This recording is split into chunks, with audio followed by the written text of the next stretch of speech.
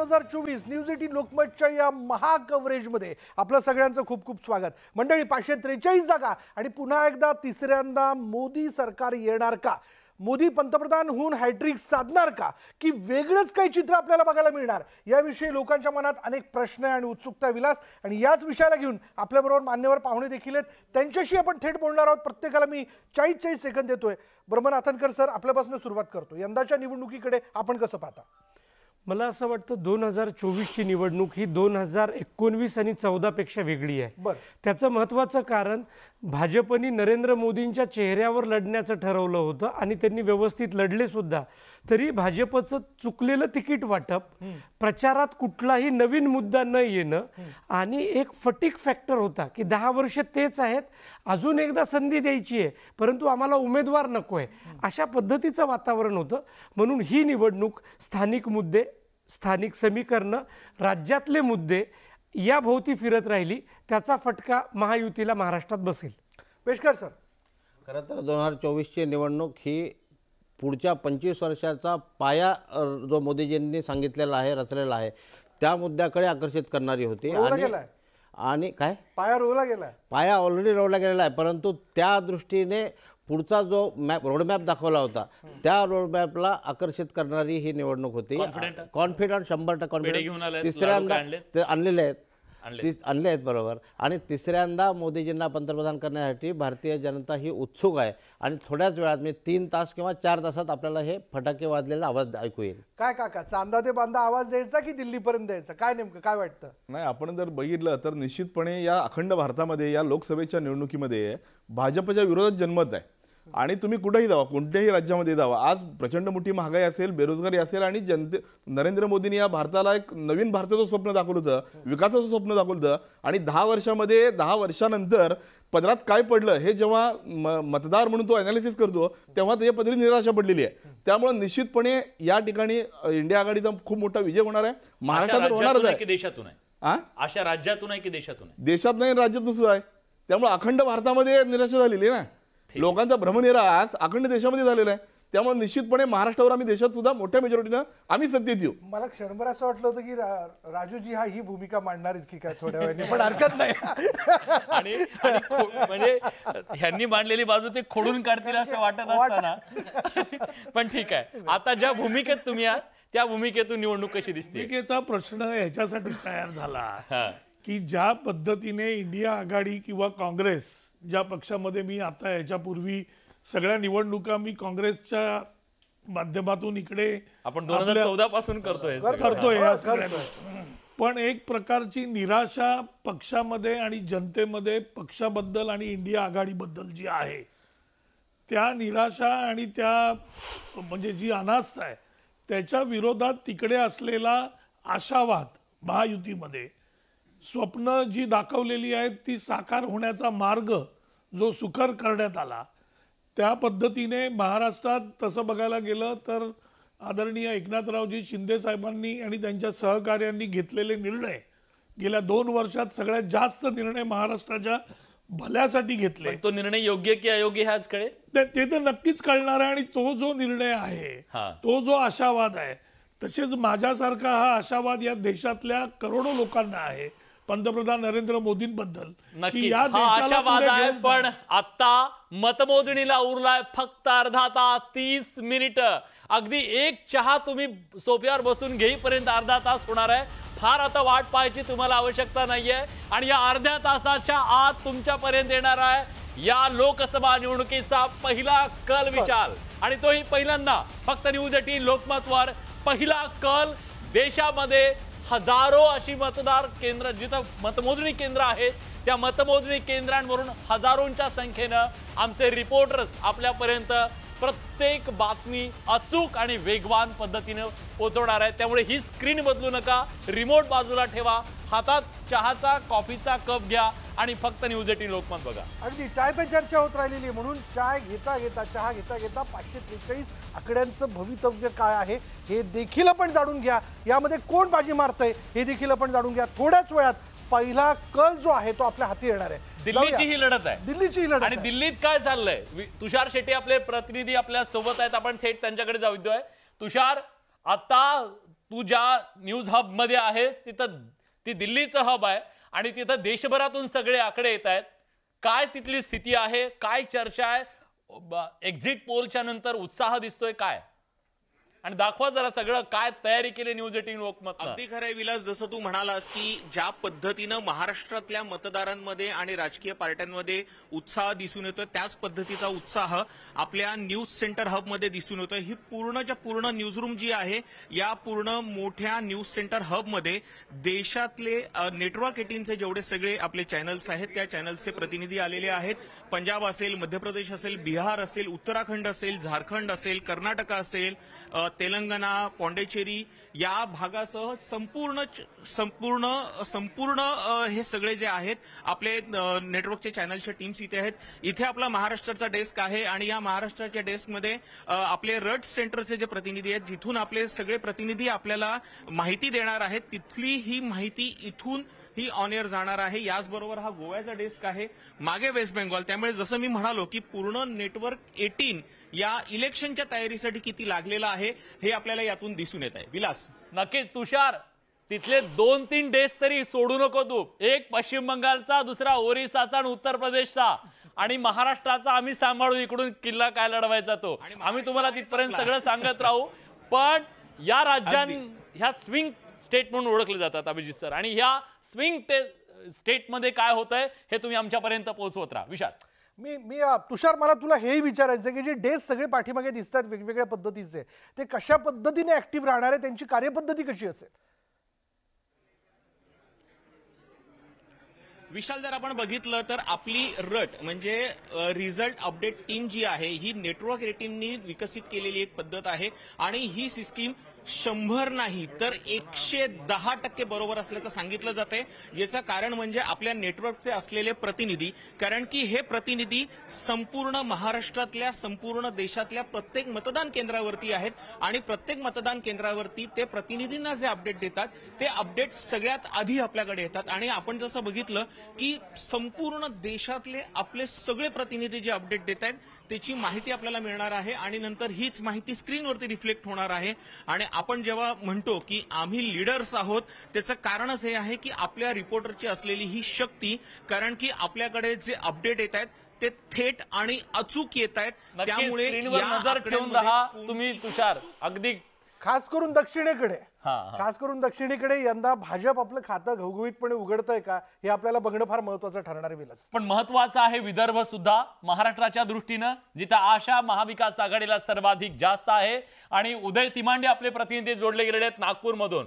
नागपूर देशाचा राजकीय दृष्ट्या सुद्धा केंद्र म्हणावा लागेल. या नागपूरमध्ये आजच्या या निकालाची प्रचंड उत्सुकता असणार आहे. काय नेमकी परिस्थिती आता उदय? विलास, अगदी खरं आहे. भारताच्या मध्यस्थानी हृदयस्थळी नागपूर आहे आणि नागपूर हे जे आहे ते संघाचं मुख्यालय म्हणून देखील ओळखलं जातं. त्यामुळे इथं भाजपचा खासदार निवडून येणार का, म्हणजे गडकरी इथे विजयाची हॅट्रिक करणार का, नागपूरचा गड राखणार का, याकडे जे आहेत ते सर्व राजकीय लोकांचं लक्ष लागलेलं आहे. मात्र ज्या पद्धतीनं नागपूरमध्ये प्रचार झाला होता त्या प्रचाराच्या वेळी इथले काँग्रेसचे उमेदवार विकास ठाकरे यांना प्रचारात आघाडी घेतली होती. त्यामुळे गडकरींसाठी ही सगळी जागा जी आहे ती इतकी सोपी नव्हती. एक चांगली टफ फाईट जी आहे ती या निमित्तानं झाली होती. आणि आता नागपूरच्या या कळमना मार्केट मध्ये जी आहे ती मतमोजणीला काहीच वेळात जी आहे ती सुरुवात होणार आहे. सुरुवातीला बॅलेटची जी आहे ती मतमोजणी केली जाणार आहे आणि त्यानंतर 9 वाजता जे आहे ते ईव्हीएमच्या मतमोजणीला सुरुवात होणार आहे. नागपूर लोकसभेमध्ये 6 विधानसभा येतात. प्रत्येक विधानसभेसाठी 20 म्हणजे असे 120 टेबलची व्यवस्था करण्यात आलेली आहे आणि जवळजवळ 120 राऊंड होणार आहे. आणि या 20 राऊंड नंतर जे आहे ते नागपूरकरांच्या मनातील खासदार कोण हे स्पष्ट होऊ शकणार.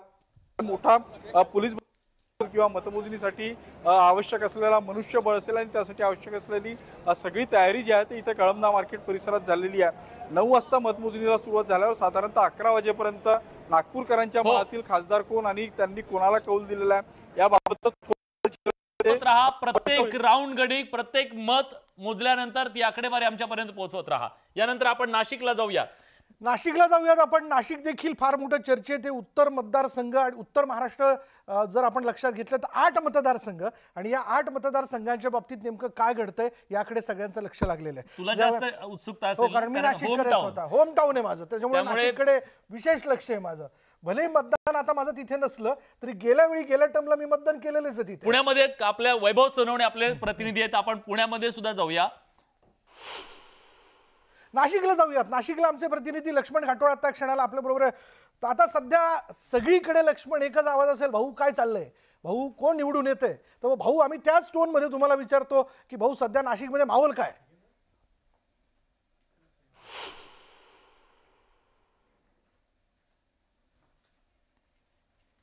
भाऊचा आवाज येत नाही जो आहे तो आपल्याला सुरुवातीलाच पाहायला मिळतोय. नाशिकच्या मतदान केंद्रांवरती जाण्यापूर्वीच जे कार्यकर्ते आहेत, जे एजंट्स आहेत पक्षांचे, त्यांना अशा पद्धतीने रोखलं जातं. त्यांचे कागदपत्र जे आहेत ते तपासले जातात आणि त्या दरम्यान अनेक ठिकाणी गोंधळ उडाल्याचं आपल्याला पाहायला मिळतंय. नाशिकमध्ये दिंडोरी आणि नाशिक लोकसभा या 2 लोकसभा मतदारसंघांसाठी मतमोजणी होणार आहे. आपल्याला कल्पना आहे नाशिक लोकसभेची जी मतदान आहे त्यामध्ये हेमंत गोडसे विरुद्ध ठाकरेंच्या शिवसेनेचे राजाभाऊ वाजे यांच्यामध्ये काटेकी टक्कर झालेली आहे. तिकडे दिंडोरी लोकसभा मतदारसंघामध्ये महाविकास आघाडीचे अर्थात राष्ट्रवादी काँग्रेस पक्ष शरद पवार गटाचे भास्कर भगरे आणि भाजपच्या नेत्या आणि माजी मंत्री राहिलेल्या भारती पवार त्यांच्यामध्ये काटेकी टक्कर होते. त्यामुळे नाशिक आणि दिंडोरी हे दोन्ही लोकसभा मतदान केंद्र जे आहेत ते मतदान केंद्रांची मतमोजणी जी आहे ती या ठिकाणी होणार आहे. या दोन्ही मतदारसंघांमध्ये भाजपनं विशेषतः मोठी ताकद लावली होती. महाविकास आघाडीच्या नेत्यांनी ताकद लावली होती, त्याचबरोबर महायुतीच्या नेत्यांनी देखील ताकद लावली होती. सगळ्यात महत्त्वाचं म्हणजे नरेंद्र मोदी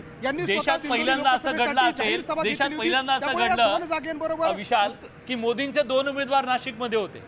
म्हणजे शांतिगिरी महाराज मोदींचेच होते आणि पुन्हा त्यांच्या आघाडीतला महाराज नंतर त्यांच्या प्रचारासाठी वाराणसीला सुद्धा गेले. इंटरेस्टिंग आहे त्यामुळे ही लढत. पण महाराज नाशिकमध्ये विरोधात पण उभे राहिले. मला वाटतं आपण जाऊया यानंतर वैभवकडे. वैभव, आज सगळ्या रिपोर्टरमध्ये सगळ्यात जास्त वेळ आम्हाला तुमच्याकडे यावं लागणार आहे, कारण बारामतीची लढाई ही किती घनघोर आहे हे उभ्या देशाला माहिती आहे आणि त्यामुळे टेन्शन जे आहे ते दोन्ही बाजूंनी आहे. एक्झिट पोलच्या नंतर की थोडं रिलीज झालं एका बाजूचं.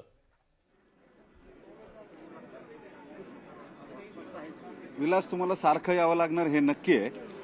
तुम्ही बराच वेळ आम्हाला वाट बघायला लावली, मात्र जेव्हा हे निकाल सुरू होतील, आता तुम्ही वाट बघायला लावणार आहात, शेवटपर्यंत निकाल येणार नाही. ट्रेंड्स घ्यावे लागतील. ते देशाचं लक्ष लागलेलं आहे त्या बारामती लोकसभेकडे.